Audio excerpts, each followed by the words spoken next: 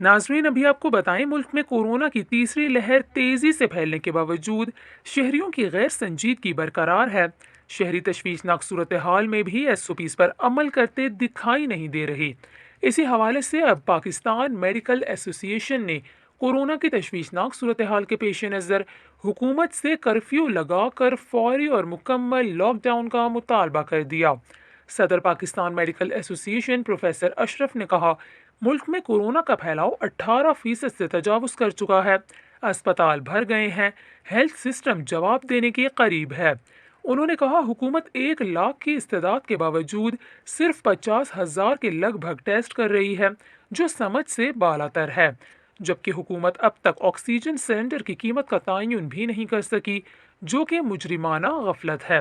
P M اے کے عہدیدار professor شاہد ملک نے کہا، حکومت فی الفور پنجاب میں 15 دن کے لیے مکمل لاک ڈاؤن کا نفاذ کرے۔ حکومت وقت ویکسین کی فراہمی میں مجرمانہ غفلت کی مرتکب ہوئی ہے۔ پروفیسر شاہد ملک نے یہ بھی کہا، جس رفتار سے پاکستان میں ویکسینیشن کی جا رہی ہے، اس سے تقریباً 75 سالوں میں ہم اپنی عوام کو ویکسینیشن دے سکیں گے۔